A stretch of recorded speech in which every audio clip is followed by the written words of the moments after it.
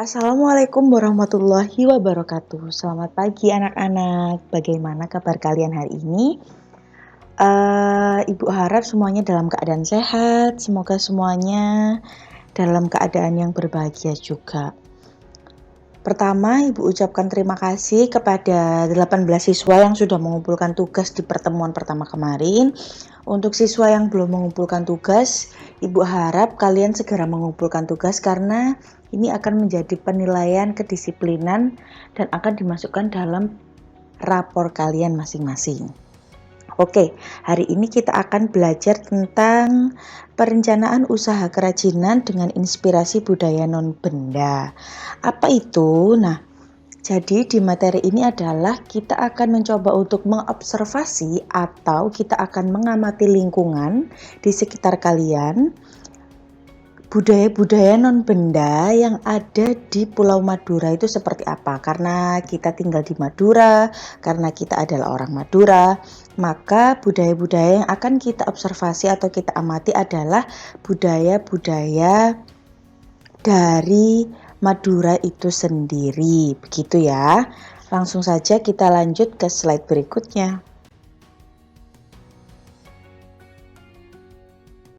Oh iya, ini Ibu juga ucapkan terima kasih sekali lagi kepada 18 siswa yang sudah disiplin mengumpulkan tugas, walaupun ini ada satu siswa yang mengumpulkan terlambat, tapi Ibu anggap kalian sudah berhasil mengalahkan kemalasan kalian dan kalian sudah berhasil menumbuhkan semangat belajar kalian meskipun kita belajarnya dari rumah.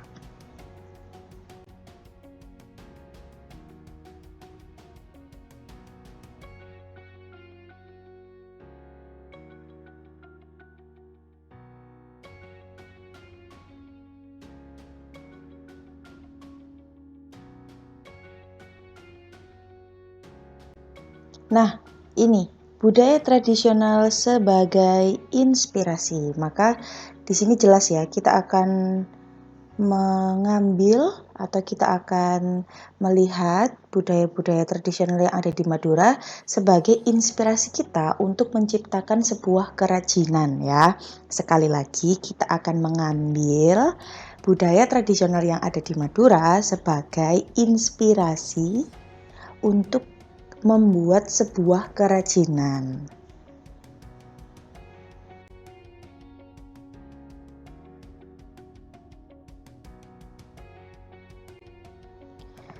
Iya Bu, kalau kita mau pakai budaya tradisional di Madura, terus budaya tradisional yang apa? Nah, di sini kita akan mengambil budaya tradisional non-benda. Apa itu budaya tradisional non-benda? Nah, budaya tradisional non-benda adalah contohnya ini ya, pantun, kemudian cerita rakyat, tarian, upacara adat, kemudian bisa juga makanan khas Madura, kemudian bisa juga kegiatan khas Madura, contoh seperti lomba itu ya, karapan sapi seperti itu, atau budaya-budaya yang lainnya. Karena budaya itu apa sih? Budaya adalah keseharian atau kegiatan yang dilakukan sehari-hari oleh orang Madura dan itu menjadi ciri khas bahwa itu tidak ada di daerah lain. Contoh nih, kalau di Madura itu kan ada makanan khas topak lade. Nah, itu kan tidak ada di daerah lain. Sedangkan itu adalah makanan yang selalu ada di Madura ketika kita merayakan hari raya, kan begitu ya bagi umat muslim. Kemudian budaya non-benda itu contohnya itu tadi ya, sedangkan artefak atau objek budaya diantaranya adalah pakaian daerah, wadah tradisional, senjata, dan rumah adat. Nah, maksudnya gimana Bu? Jadi ketika kita hendak membuat sebuah kerajinan, kerajinannya itu bisa berupa pakaian daerah, atau bisa berupa wadah tradisional, atau berupa senjata, atau berupa rumah adat. Tetapi di pakaian daerah itu terdapat budaya non-benda tadi yang dimasukkan. Contoh nih, di daerah lain, contoh ya, nanti kita ada baju daerah. Tetapi Ada motif-motif atau simbol-simbol di dalam baju daerah tersebut itu yang menggambarkan tentang budaya non-benda itu tadi. Gimana sih Bu, bingung? Oke, kita akan bahas contohnya di slide berikutnya.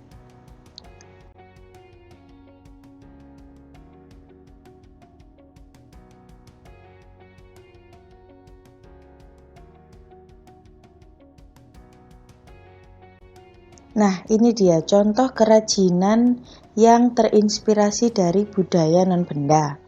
Contoh adalah tarian burung enggeng dari suku Dayak. Tarian ini itu menceritakan tentang seekor burung enggang. Nah, bagi masyarakat Dayak, burung enggang itu sebagai simbol dewata. Burung enggang merupakan wujud nenek moyang yang turun ke bumi. Nah, penari burung enggang ini itu mengenakan pakaian tradisional Dayak, kemudian musik tradisional yang dimainkan dengan alat musik tradisional. Nah, bajunya ini itu tuh menggambarkan tentang burung enggangnya tadi.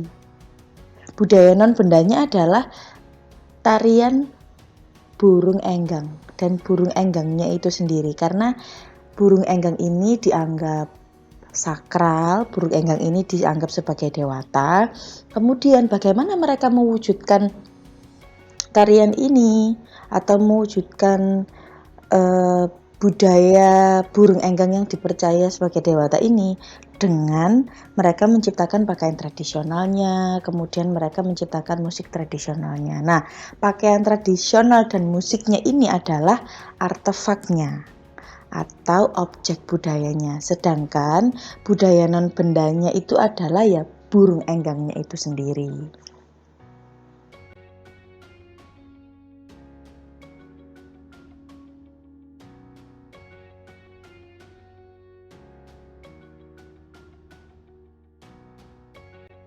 Nah, di sini ada gambar burung rangkong atau ini adalah burung enggang dalam wujud sebenarnya, dan di sebelahnya ini adalah gambar tarian burung enggang atau tarian burung rangkong. Nah, burung rangkong ini adalah budaya non-bendanya, karena diyakini bahwa burung ini itu sakral dan burung ini adalah perwakilan dari dewata.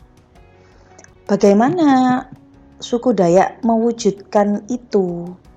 Mewujudkan bahwa burung rangkong itu adalah dewata dengan mereka membuat sebuah tarian. Dan di sini kalau kita lihat baju-bajunya juga mereka menggunakan bulu-bulu kan, karena ini tuh menggambarkan burung rangkongnya ini sendiri atau burung enggangnya ini sendiri.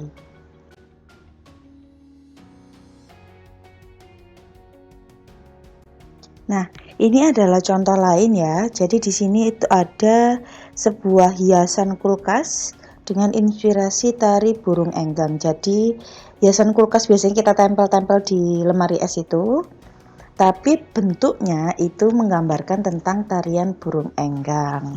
Maka di sini bisa disimpulkan budaya non-benda yang diambil adalah tari burung enggang, sedangkan objek budayanya atau artefaknya itu adalah hiasan lemari es atau hiasan kulkas. Nah, nanti kalian juga bisa buat nih seumpama budaya karapan sapi di Madura, contoh nih.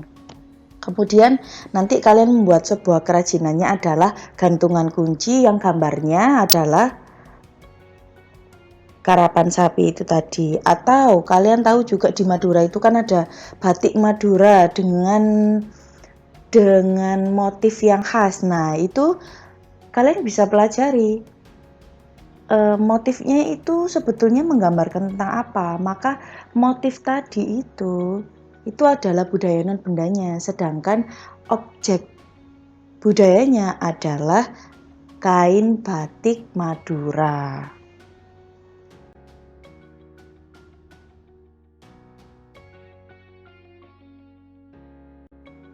Ini juga contoh yang lain.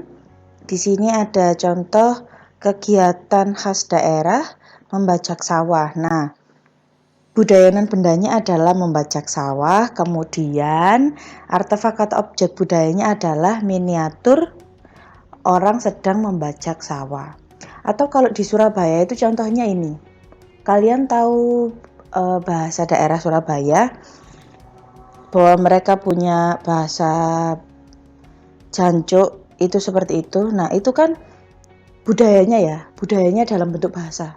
Kemudian bagaimana dia dibentuk dalam sebuah artefak atau objek budaya, itu dibuatlah kaosnya merek Cakcuk Surabaya itu, yang isinya adalah kata-katanya orang Surabaya. Nah, itu juga salah satu contoh kita membuat sebuah kerajinan yang terinspirasi dari budaya non-benda.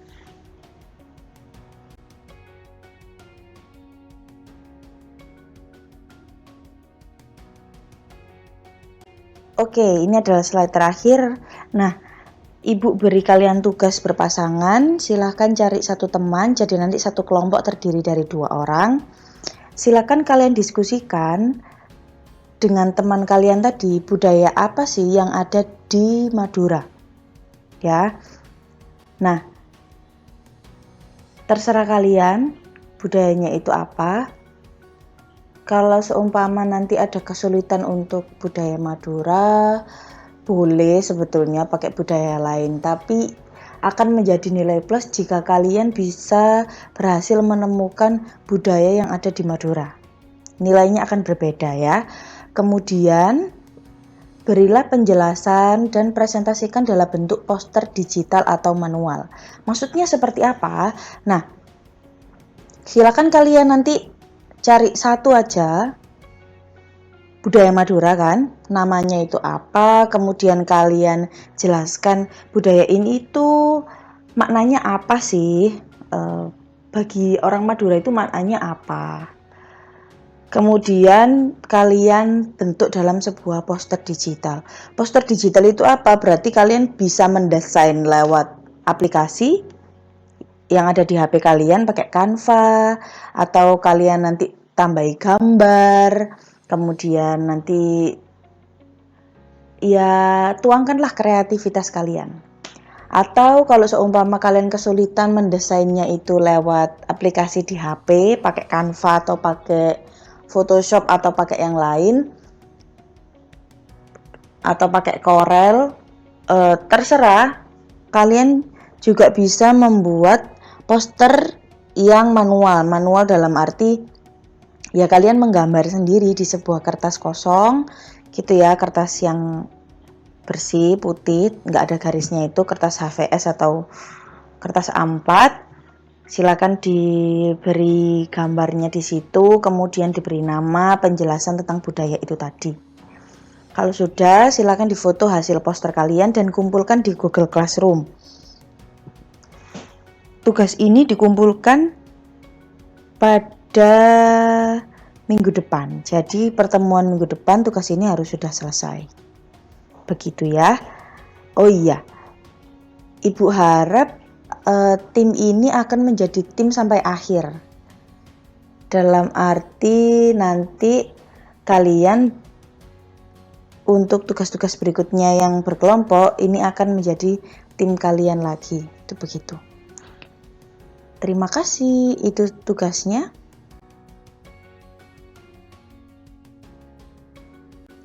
Terima kasih dan selamat berkarya. Semoga materi ini bisa bermanfaat dan bisa meningkatkan kreativitas kalian. Assalamualaikum warahmatullahi wabarakatuh.